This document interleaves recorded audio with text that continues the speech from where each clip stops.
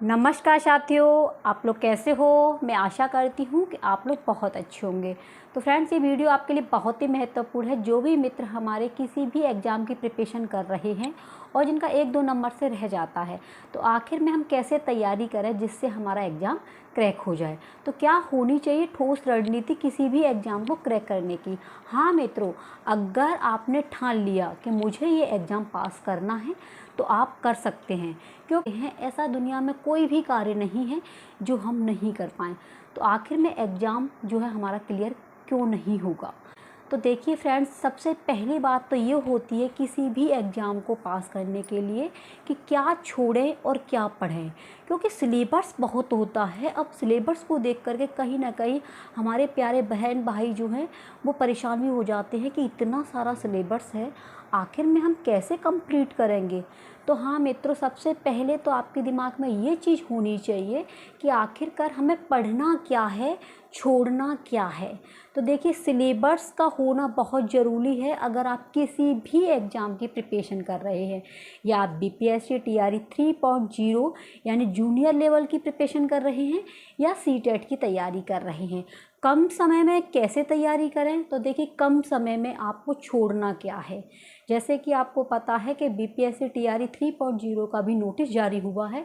तो जितने भी फ्रेंड्स हमारे इंतज़ार कर रहे थे कि परीक्षा जो है कब होगी, तो आपको पता है कि 20 और 21 की समथिंग जो है आपकी परीक्षा की बातें की जा रही हैं।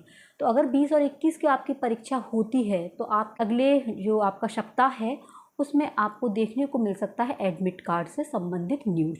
इसलिए फ्रेंड्स, आप लोग अपनी तैयारी जो है तेज़ी से रखें। देखिए, आपको छोड़ना क्या है, कम समय बचा है, चाहे हमारे सीटेट के प्यारे मित्र हैं, चाहे हमारे जूनियर लेवल बीपीएससी के हैं, किसी भी एग्ज़ाम की अगर आप तैयारी कर रहे हैं, तो सबसे पहले एग्ज़ाम के दौरान आपको टेंशन बिल्कुल नहीं लेनी है कि अब कम समय बचा है, अब हम क्या करें।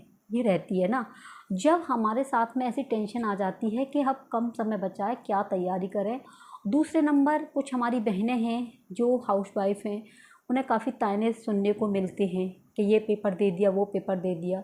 देखिए, आपको जो सुना रही हैं आप सुन लीजिए, क्योंकि अभी हमारा सुनने का टाइम है, और जब हमारा टाइम अच्छा होगा तो उनको जवाब स्वयं ही मिल जाएगा। इसलिए मित्रों देखिए, एग्ज़ाम के दौरान यानी कि अभी आपके पास में 1 महीना है, यानी कि अगर 20 और 21 की परीक्षा होती है तो आप समझ सकते हैं 20-21 दिन है, और सीटेट वाले भी अपना ध्यान रखें। तो इस समय पर आपको कोई भी नई चीज़ें नहीं उठानी है कि उसका पीडीएफ ले लिया या उसकी नई बुक उठा ली। तो देखिए, अगर आप बुक को उठाते हो या कोई पीडीएफ देखते हैं तो फ्रेंड्स देखिए, आप लोग अपनी प्रिपरेशन में कहीं ना कहीं कमी कर रहे हो, क्योंकि अब आपके पास में टाइम वही बचा कुचा है जो आपने नोट्स बना लिए हैं। उन नोट्सों का जितना हो रिवीजन कीजिए, क्योंकि किसी भी परीक्षा को पास करने के लिए जब तक हमारी ठोस रणनीति नहीं होगी तो हम परीक्षा पास कैसे कर पाएंगे। और ठोस रणनीति क्या है कि सिलेबस का होना बहुत ज़रूरी है। सिलेबस में जितने भी टॉपिक दिए हैं अब आपने वो कंप्लीट कर लिए होंगे, चाहे आप सीटेट के हों, चाहे आप जो है जूनियर लेवल बीपीएससी के हों। अपने टॉपिक जितने भी हैं वो आपने अपने नोट्सों में बना लिया होगा, ठीक है। अब नोट्स, सिलेबस, देन आपका रिवीजन। और रिवीजन में क्या होता है कि हम भूल जाते हैं, सबसे बड़ी बात होती है कि हम भूल जाते हैं, आखिरकार याद कैसे रखें। तो जो भी आपने नोट्स बनाए हैं उनको आप सप्ताह बाद या आप 15 दिन बाद या 1 महीने बाद, उन्हें जब तक आप लोग रिवीजन नहीं करेंगे, उन्हें पढ़ेंगे नहीं, तो कैसे याद होगा बताओ। हम गलती क्या करते हैं कि लिखते चलते हैं, लेकिन उन्हें जब याद ही नहीं करेंगे तो हम भूलेंगे।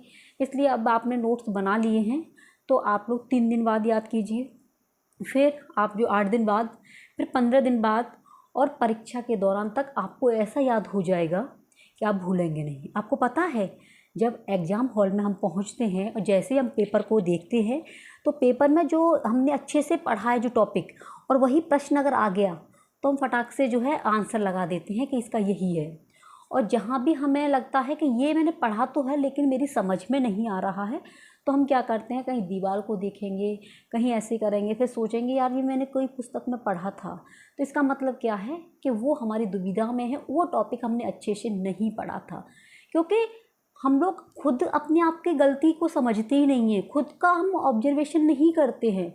जब तक आप खुद की गलती को नहीं समझेंगे तो आप लोग कैसे समझ पाएंगे कि हम पेपर में कहाँ गलती कर रहे हैं। क्योंकि हर एक इंसान जो है अपनी गलतियों को देखेगा तब पता पड़ेगा हमने यहाँ गलती की है।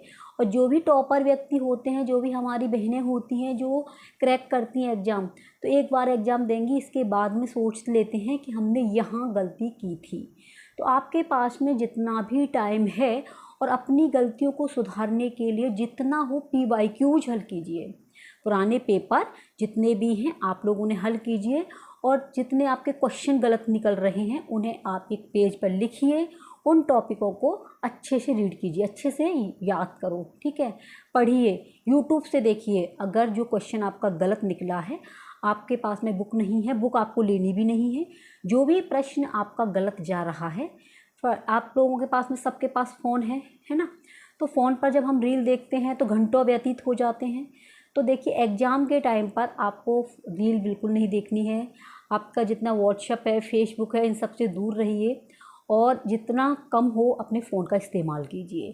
फ़ोन का इस्तेमाल बस आपको इसी परिस्थिति में करना है कि अगर आपको कोई भी टॉपिक समझ में नहीं आ रहा है, कोई प्रश्न आपका गलत जा रहा है, उसे आप जो है यूट्यूब पर खोज सकते हैं, ठीक है। तो फ्रेंड्स, आप परीक्षा को क्रैक कर सकते हो। आपका ये अपने अंदर से आवाज़ निकलेगी कि हाँ, मैं ये जो है पेपर को पास कर सकता हूँ। क्योंकि एक पेपर को पास करने की क्या नीति है, यही तो नीति है कि आपने सिलेबस को अच्छे से पढ़ लिया। क्योंकि सिलेबस में जितना होता है ना कंटेंट, वो हमारे अगर जहन में बैठ गया, दिमाग में, तो फ्रेंड्स देखिए आप परीक्षा को उत्तीर्ण करने से आपको कोई नहीं रोक सकता। क्योंकि आपने सिलेबस अच्छे से पढ़ लिया है, नोट्स आपने बना लिए हैं। अब क्या है, आपका PYQ है, देन आपका रिवीजन है।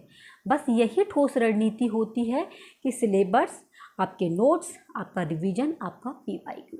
तो एग्ज़ाम के दौरान यानी जितना भी समय बचा है, आपको ये अपनी तैयारी करनी है और फिर देखना आपका एग्ज़ाम निकल जाएगा। छोड़ना क्या है, आपको कोई भी नई PDF, नई पुस्तक नहीं उठानी है, ठीक है। क्योंकि अगर आप कोई भी नया लेते हैं तो फ्रेंड्स आप जो भ्रमित हो जाएंगे, क्योंकि आपने पढ़ा कुछ और है, फिर उसमें कुछ और मिलेगा, तो आप लोग जो है भ्रमित हो जाएंगे और शायद जिस पुस्तक को या PDF को आप लेंगे तो वो आपके दिमाग में जल्दी भी नहीं बैठेगा। जो भी है उसे आप पढ़िए, ठीक है। आपको फ़ोन पर अधिक समय नहीं देना है जब तक आपकी परीक्षा नहीं हो रही है।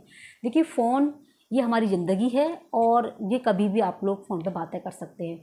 जिन लोगों से आप लोगों ने दूरियां बना ली हैं फ़ोन के कारण और आपसे कहते हैं अरे फ़ोन पे बात नहीं करते हो, उनको टाइम मिलेगा जब ये आप लोग उत्तीर्ण हो जाओगे, आप लोग गवर्नमेंट टीचर बन जाओगे, उन्हें ये जवाब मिल जाएगा। और पेपर के बाद में भी आप घंटों बातें कर सकते हो। इसके बाद में रील, जितना भी आप रील देखते हैं, क्योंकि हर एक का होता है, जैसे हम थंबनेल देखेंगे या कोई ऐसी चीज़ आई तो रील देखने का नंबर लगा दिया, घंटों कब व्यतीत हो जाते हैं पता नहीं चलता है। तो इस चीज़ का आपको विशेष ध्यान रखना है कि आपको छोड़ना क्या है, ये चीज़ याद रखिए। पढ़ना तो सब कुछ है भाई, जितना आपका कंटेंट है वो पढ़ना तो सब कुछ है, लेकिन छोड़ेंगे क्या? छोड़ेंगे आप यही कि PYQs में जितने भी आपके टॉपिक दिए हैं उन टॉपिकों को अच्छे से पढ़िए। ज़्यादा आपको दार्शनिक नहीं बनना है, ज़्यादा आपको PhD नहीं करनी है कि अधिक पढ़ना है। अधिक पढ़ने के चक्कर में आपका जो कंटेंट है, जो आपके एग्ज़ाम में आना है, आप उसे भूल जाएंगे। इसलिए फ्रेंड्स उतना ही पढ़िए।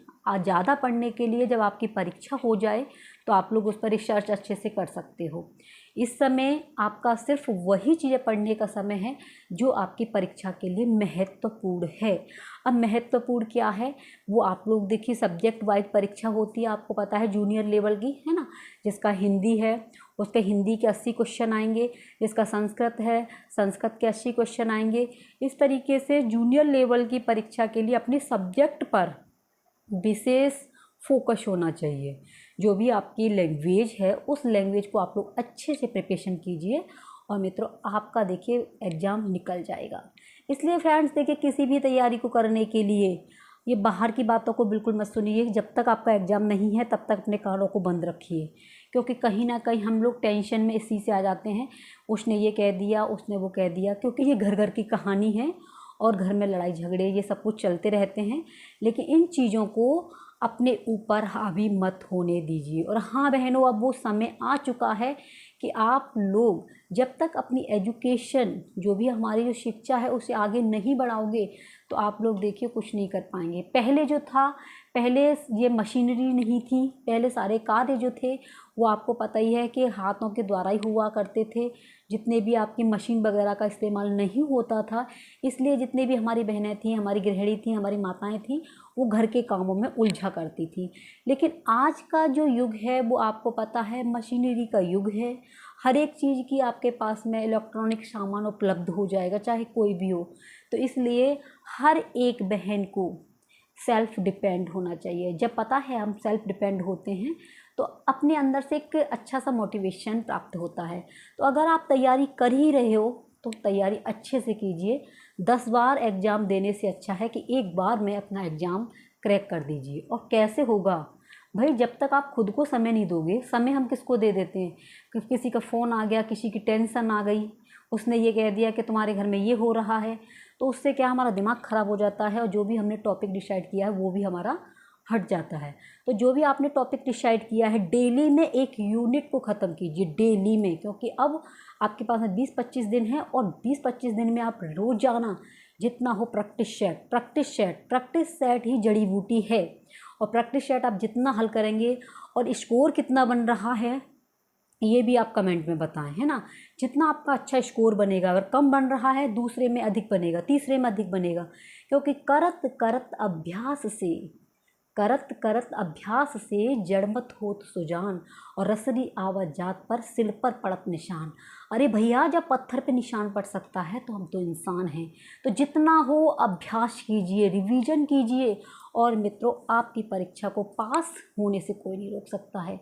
इसलिए अगर किसी भी बहन को, किसी भी भैया जी को, किसी भी एग्ज़ाम को लेकर के कोई भी समस्या है तो प्लीज़ आप लोग कमेंट में अवश्य बताएं। और जितना हो फ्रेंड्स, आप वीडियो को शेयर करना, क्योंकि आपका प्यार ही है जो मुझे मोटिवेट करता है। और आप देखिए कुछ भी कर सकते हैं। इस दुनिया में ऐसी कोई चीज़ नहीं है जिसे चाहे कोई बहन हो चाहे भाई हो नहीं कर सकता। सिर्फ आपकी जो परेशानियां हैं, उन परेशानियों को आप लोग एक तरफ रख दीजिए। जब आप प्रिपरेशन कर रहे हो, आप उन परेशानियों को एक तरफ रख दीजिए और देखना फिर आपका प्रत्येक एग्ज़ाम जो है क्रैक होगा। ठीक है। इसलिए फ्रेंड्स, अगर ये वीडियो अच्छी लगती है, हेल्पफुल लगती है, और कोई भी आपको लगता है कि हाँ मुझे मैम को ये चीज़ें बोलनी चाहिए, तो आप लोग कमेंट में बोल सकते हैं। और कहाँ से इस वीडियो को वॉच कर रहे हैं प्लीज़ आप लोग अवश्य बताना। चैनल सब्सक्राइब नहीं किया है तो चैनल को सब्सक्राइब कर लेना। मिलते हैं नेक्स्ट वीडियो में। आप अपना ख्याल रखना, तैयारी करते रहना, टेंशन बिल्कुल नहीं लेनी है, सिर्फ चिंतन करना है, टेंशन नहीं लेनी है। एग्ज़ाम के दौरान बिल्कुल टेंशन नहीं, बिल्कुल घबराहट नहीं।